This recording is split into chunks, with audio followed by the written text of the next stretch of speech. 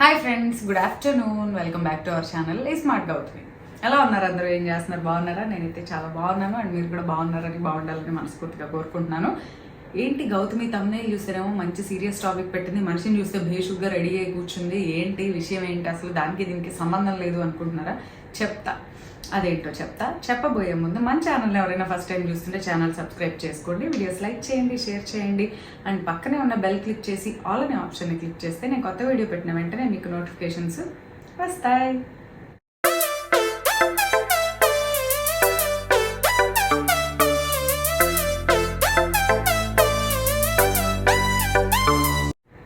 ఇంతకీ చీర చూసారు కదా, ఆల్రెడీ మన క్లోతింగ్ గురించి చెప్పినప్పుడు చూపించిన చీర ఇది. సో ఈ చీర డీటెయిల్స్ ఎవరైనా కొత్తగా వీడియో చూసే వాళ్ళు అడుగుతున్నట్లయితే ఈ చీర డీటెయిల్స్ ఆల్రెడీ ఇచ్చేసాను నేను. మనం క్లోతింగ్ గురించి, బిజినెస్ గురించి, క్లోతింగ్ సేల్ చేయడం గురించి చెప్పినప్పుడు ఇది మన దగ్గర నుంచి మనం తెప్పించుకున్న చీర, మన ప్రోడక్ట్ అని చెప్పాను కదా, దాంట్లోదే. సో ఒక ఫంక్షన్కి వెళ్ళాను అనమాట. ఫంక్షన్కి వెళ్తూ కట్టుకెళ్ళాను. సో కట్టుకెళ్ళాను కదా, ఎలాగో రెడీ అయి ఉన్నాను కదా అని చెప్పి అలా ఫంక్షన్ నుంచి ఇలా వచ్చి కూర్చొని వీడియో చేసి పోస్ట్ చేద్దామని చెప్పి, ఇంకా అందుకని చెప్పి ఈ గెటప్ అనమాట. అంతేగాని వీడియో కోసం పెద్ద పర్టికులర్గా రెడీ అయ్యి వీడియో చేయాలంటే నా వల్ల కాదు. క్యాజువల్గా ఇంట్లో ఎలా ఉన్నామో అలా ఉంటాం, కొంచెం నీట్గానే ఉంటాం కాబట్టి ఇంట్లో ఉన్నా కూడా. సో నేను ఎలా ఉన్నానో అలానే కనిపిస్తాను యూజువల్గా ఎప్పుడైనా వీడియోల కోసం భారీగా రెడీ అయ్యి రావడం అనేది నా వల్ల కాదు, జరగదు అసలు. సరే, ఇంతకీ విషయం ఏంటంటే, నేను చెప్పబోయే విషయం నిజంగానే థంబ్నెయిల్లో చూసిన విధంగానే చాలా ఇంపార్టెంట్ టాపిక్కే, సీరియస్ టాపిక్కే. అండ్ నేను ఆల్రెడీ చాలాసార్లు చాలాసార్లు కదా, ఒక లాంగ్ బ్యాక్ ఫేస్ చేశాను.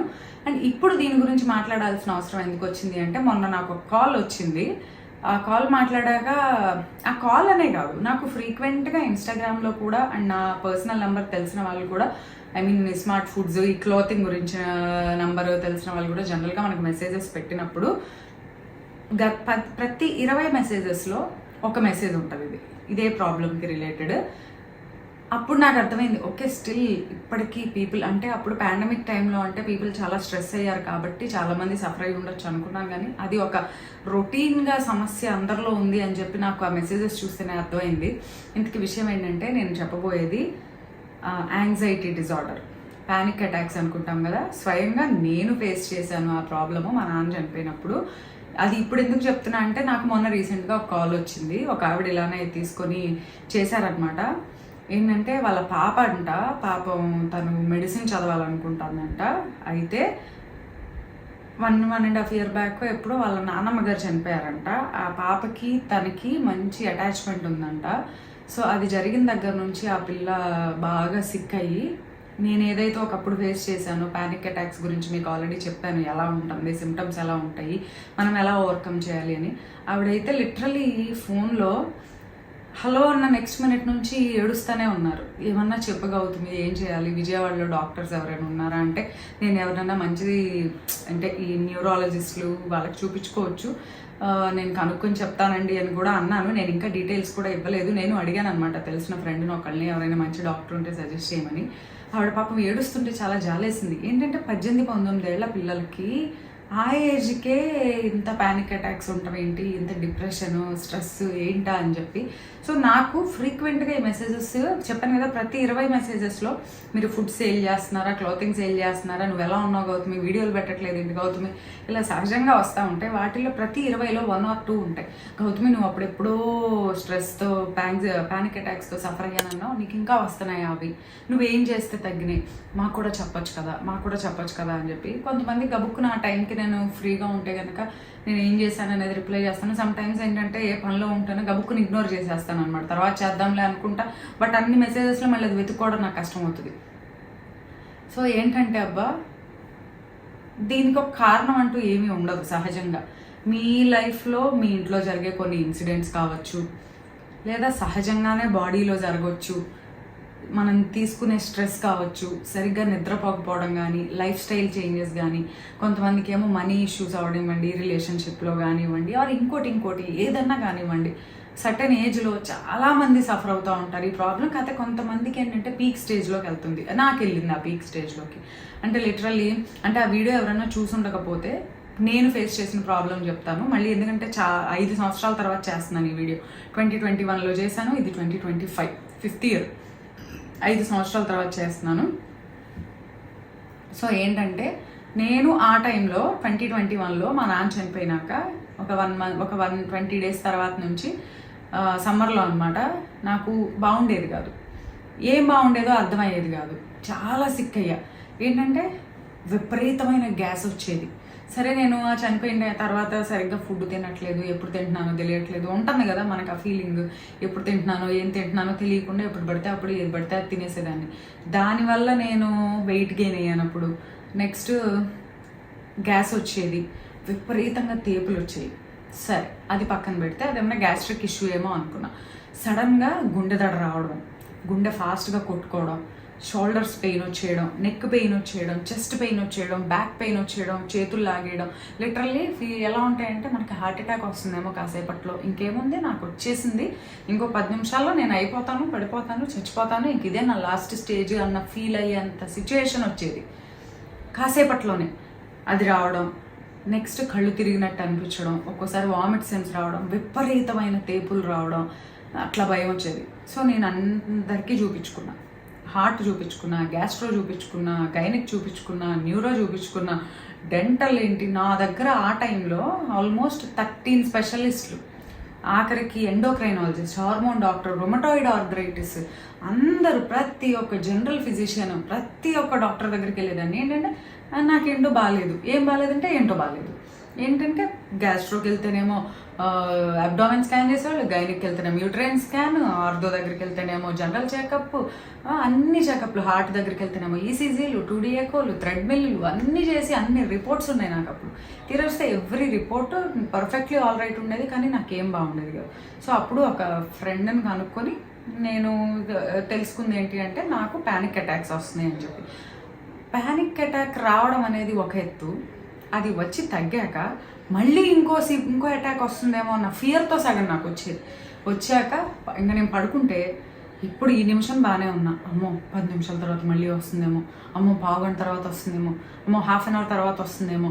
ఇంకా అది వచ్చినప్పుడు ఊపిరాడేది కాదబ్బా అసలే. ఆ 2021 second pandemic second year compulsory మాస్కులు పెట్టుకోవాలి, డబుల్ మాస్కులు పెట్టుకొని తిరగాలి. అసలే ఊపిరాడదు. ఆ సర్జికల్ మాస్కులు కనుకుంటే దీనికి అసలే ఇంకా ఊపిరాడదు కదా, చెమటలు పోసుకొచ్చేసి తల తిరిగిపోయి ఇంకా ఎలాంటి లిటరలీ బ్రెయిన్ యావరేజ్ అయిపోతుందేమో, పడిపోతాం.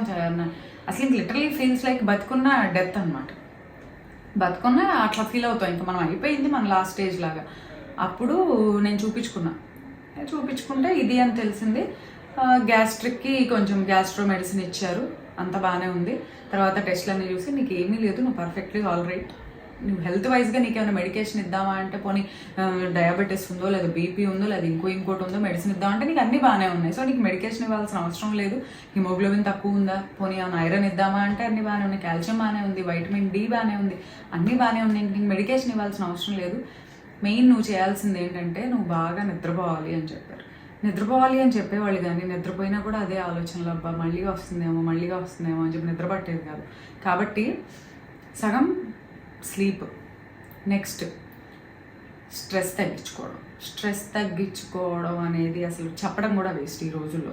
ఎందుకంటే 5 సంవత్సరాలు 4 సంవత్సరాల పిల్లల దగ్గర నుంచి చచ్చిపోయే వాళ్ళ వరకు, ముసలి వాళ్ళ వరకు ప్రతి ఒక్కళ్ళకి స్ట్రెస్. 5 పిల్లలకి ఏం స్ట్రెస్ అవుతుంది అంటే టీవీ చూడండి ఎవరేమోనని స్ట్రెస్. ఇష్టమైన ఛానల్ ఆ ఛానల్ పెడతారే తీసేయి, ఫోన్ పట్టుకుంటే ఎందుకు ఫోన్ పట్టుకున్నావు, మరి మనం వాళ్ళ మంచి కోసమే చెప్తా ఉంటాం. ఆ ఏజ్లో పిల్లలకి అది స్ట్రెస్. ముసలి వాళ్ళకి టైంకి మందులు వేసుకోవడానికి ఉందో లేదో, టైంకి మా కోడలో లేదా మా అమ్మాయి ఫుడ్ పెట్టుద్దో లేదో, టైంకి నేను అన్నీ తినగలను, అమ్మో ఈ నెక్స్ట్ ఏమైనా బాగోదేమోనని ఆ స్ట్రెస్. ఇంక ఈ మధ్యలో ఉన్న వాళ్ళకి బొచ్చడు స్ట్రెస్సులు. సో స్ట్రెస్ లేని లైఫ్ అనేది ఈరోజు ఎవ్వరూ లేరు. ఏదో ఒక రకంగా, పిల్లలకేమో చదువుకునే స్ట్రెస్, పెద్దవాళ్ళకేమో ఫైనాన్షియల్ స్ట్రెస్, ఇంకొకళ్ళకి ఇంకో రకమైన స్ట్రెస్, ఇంకొకరికి. సో అసలు స్ట్రెస్ అనేది లేకుండా లేరు.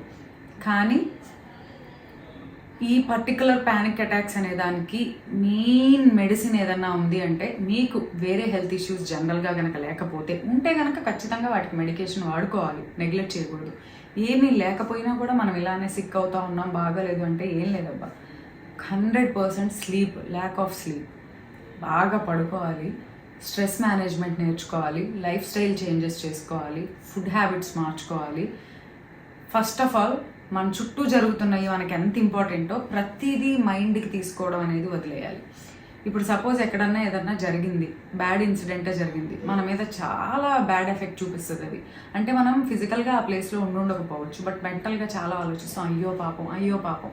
మనకు సంబంధం లేని వాళ్ళనైనా కూడా గబుక్కును కొన్ని ఇన్సిడెంట్స్ విన్నప్పుడు మనకు తెలియకపోయినా కూడా అయ్యో పాపం అని చెప్పి జాలి పడతాం.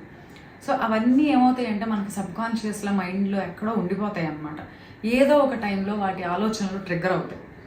ఏదో ఒక సిచ్యువేషన్లో అవి బాగా హైలైట్ అయ్యి ట్రిగ్గర్ అయినప్పుడు మనకి ఇలాంటి ఇష్యూస్ అనేవి వస్తూ ఉంటాయి. సో జనరల్గా చెప్తున్నా, దీనికి చాలామంది నాకు మెసేజ్ చేస్తున్నారు, నువ్వు ఎలా ఓవర్కమ్ చేసావు గౌతమి, అప్పుడు నీకు ఇంకా వస్తున్నాయా అంటే, నాకు టు బీ ఫ్రాంక్ ఆ టైంలో సివియర్గా వచ్చినాయి. ఒక 4-5 months అయితే టూ మచ్గా సఫర్ అయ్యాను. లిటరల్లీ నేను ఇంట్లో వాళ్ళకి బాధ్యతలు కూడా అప్పచెప్పేశాను. ఇంకా భవిష్య జాగ్రత్త, అశ్వత్ జాగ్రత్త, ఇంక నాది అయిపోయింది, మీరే వాళ్ళని జాగ్రత్త చూసుకోవాలి అని చెప్పి బాధ్యతలు కూడా అప్పచెప్పేసి ఆ టైంలో అయితే. తర్వాత అవన్నీ ఆలోచిస్తే చిచ్చి నేనైనా ఇంత సిల్లీగా అలా ఉన్నాను అనిపిస్తుంది. కానీ ఆ తర్వాత కూడా నాకు ఏదైనా ఓవర్గా స్ట్రెస్ అయినా, ఓవర్గా ఆలోచించినా సమ్టైమ్స్ ఆ గుండె దడ అనేది వస్తూ ఉంటుంది. కానీ వచ్చినప్పుడు నేను దాన్ని ఓవర్కమ్ చేయడం కూడా నేర్చుకున్నాను. ఏంటంటే ఐఎమ్ ఫైన్, నాకంతా బాగానే ఉంటుంది. చిన్న చిన్న సమస్యలు ఏమన్నా వచ్చినా ఓకే, ఇవన్నీ పర్మనెంట్ కాదు, ఇవన్నీ టెంపరీయే, దీనికి సొల్యూషన్ నేను చేసుకోగలను, ఆ చేసుకోగల క్యాపబిలిటీ నాకుంది, ఆ ధైర్యము నాకుంది. సో వీటిని గురించి నేను పెద్ద ఫీల్ అవ్వాల్సిన పని లేదు. నా హెల్త్ నాకు మోర్ ఇంపార్టెంట్, నా హెల్తే నాకు ఫస్ట్ ప్రయారిటీ. దీని తర్వాతే మనీ అయినా ఇంకోటైనా ఎవరైనా సరే అని ఒక మైండ్ సెట్ని నేను అది రిపీటెడ్గా అనుకుంటా ఉంటాను. మనకు మనమే మాట్లాడుకోవాలబ్బా కొన్నిసార్లు, ఓకే ఐఎమ్ ఫైన్, అది చాలా హెల్ప్ అవుతుంది. అండ్ ఇంకోటి చాలామంది అంటూ ఉంటారు, అది చేస్తేనే తగ్గిపోద్దా గౌతమి అంటే, లేదు, కంపల్సరీ బాగా సివియర్గా ఉన్న వాళ్ళకి డాక్టర్ అవసరం కూడా చాలా అవసరం. ఎందుకంటే నిద్రపోతాము అనుకుంటాం, కానీ 10-8 గంటలు పడుకోమంటున్నాం, అసలు దీంతో నిద్రే పట్టట్లేదు. అలాంటప్పుడే డాక్టర్ అవసరం. వాళ్ళు మనకి దానికి పర్టికులర్ మెడికేషన్ ఇస్తారు. ఎందుకంటే ఈవెన్ నేను కూడా తీసుకున్నాను, ఎందుకంటే నాకు నిద్ర వచ్చేది కాదు. పడుకున్న దగ్గర నుంచి అదే ఆలోచన, అమ్మో ఇంకా ఇప్పుడు బాగానే ఉంది, 1 గంటలో వచ్చేస్తే నిద్ర మధ్యలో ఏమన్నా అయితే నాకు ఎవరిని లేపను, హడావిడిగా అంబులెన్స్కి ఫోన్ చేయాలేమో, టైం కార్డు వస్తాడో రాడు, ట్రాఫిక్ జామ్లో ఇరుక్కుపోతానేమో, అప్పుడు అట్లాంటి ఆలోచనలతో ఇంకా నిద్ర ఏం పడుతుంది చెప్పండి. అందుకని నేను డాక్టర్ సజెషన్తో నేను మెడికేషన్ తీసుకున్నా, కేవలం నిద్రపోవడం కోసం నేను మెడికేషన్ తీసుకున్నా. అమ్మో వాటికి అలవాటు పడితే ఎలాగవుతుంది అంటే, మనం అంతా బ్లైండ్గా చేయకూడదు. డాక్టర్స్ అలా చెప్పరు. ఒక 1 week 10 days వాడమనేవాళ్ళు, తర్వాత ఆల్టర్నేట్ డే యూజ్ చేయమన్నారు, తర్వాత వీక్లీ థ్రైస్ యూజ్ చేయమన్నారు. వాటి కాన్సన్ట్రేషన్, డోసు, యూసేజ్ కూడా తగ్గించుకుంటూ వచ్చి కంప్లీట్గా మానేశాను నేను. అదేం తప్పేం కాదు. అండ్ ఇంకోటి, ఇలాంటి ప్రాబ్లమ్స్ నలుగురికి మన ఫ్రెండ్తో షేర్ చేసుకోవడానికి కూడా, ఏంటి నువ్వు అన్నీ ఎలానే చెప్తా ఉంటావు. ఇంకోటి, ఇంట్లో వాళ్ళు కూడా, మీ పిల్లలో, మీ వైఫో, మీ హస్బెండో, మీ మదరో, ఫాదరో ఇలాంటి దాంతో సఫర్ అవుతూ ఉండొచ్చు ఎవరో ఒకళ్ళు. ఉన్నప్పుడు నువ్వన్నీ ఇంతే చెప్తావు, నీకు అన్నీ బాగానే ఉన్నాయి అని కొట్టి పారవచ్చు.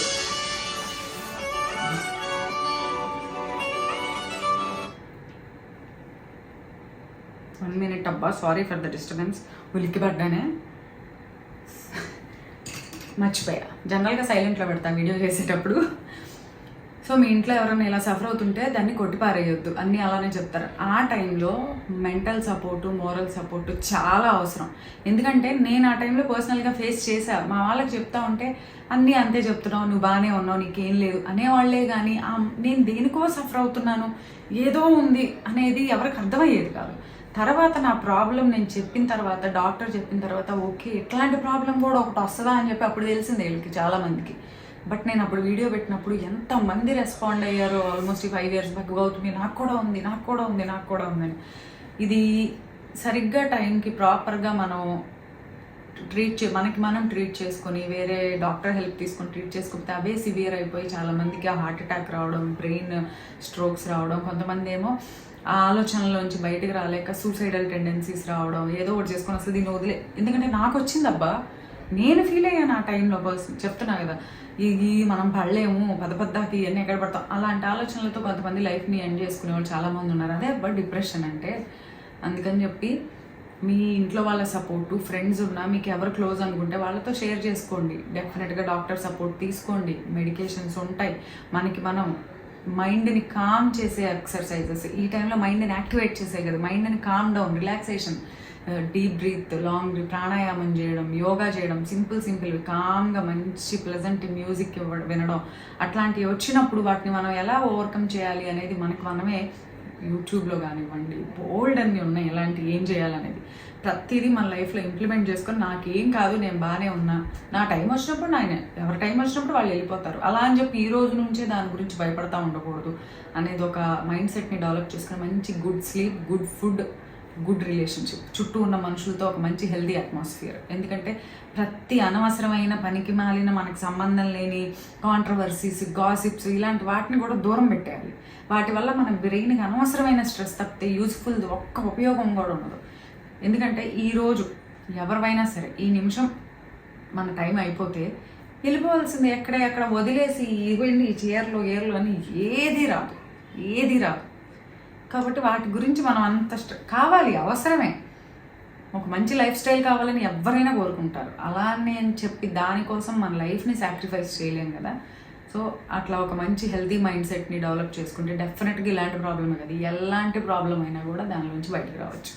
సో అది అన్నమాట ఇవాళ వీడియో. చాలామంది నాకు ఒక ఆవిడ మొన్న కాల్ చేసి ఆవిడ ఏడుస్తుంటే పాప మనసు ఎంత బాధేసిందో.